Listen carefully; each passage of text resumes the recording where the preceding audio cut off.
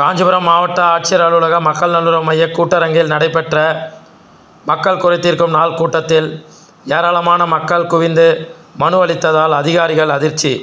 காஞ்சிபுரம் மாவட்ட ஆட்சியர் அலுவலக மக்கள் நல்லுறவு மைய கூட்டரங்கில் நடைபெற்ற வாராந்திர மக்கள் குறைதீர்க்கும் நாள் கூட்டம் மாவட்ட ஆட்சியர் திருமதி கலைச்செல்வி மோகன் அவர்கள் தலைமையில் நடைபெற்றது.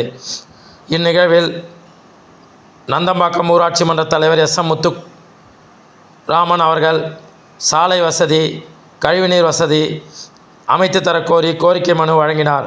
மாகரல் ஊராட்சி மன்ற துணைத் தலைவர் நாகராஜன் அவர்கள் பேருந்து 2 நிழற்குடைகள் பழுதடைந்த காரணத்தினால் பள்ளி செல்லும் குழந்தைகள், பெண்கள், பெரியோர்கள், பொதுமக்கள் 1000க்கும் மேற்பட்டோர் பாதிக்கப்படுவதால் 2 பேருந்து நிலையங்களிலும் பயணியர் நிழற்குடை அமைத்து தர கோரிக்கை விடுத்தார்.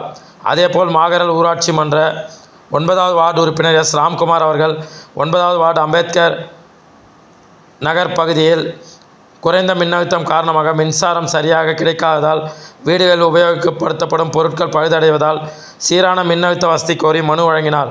இக்கூட்டத்தில் பிள்ளைப்பாக்கம் ஊராட்சி மன்ற தலைவர் வெங்கடேசன், விசூர், மானாமதி ஊராட்சி மன்ற தலைவர்கள், பொதுமக்கள் என மொத்தம் 597 நபர்கள் கோரிக்கை மனுக்களை மாவட்ட ஆட்சியரிடம் வழங்கினார். தொடர் விடுமுறை என திங்கட்கிழமைகளில் விடுமுறை அளித்ததால் நீண்ட பொதுமக்கள் மனு அளித்ததால் சிறிது பரபரப்பு காணப்பட்டது.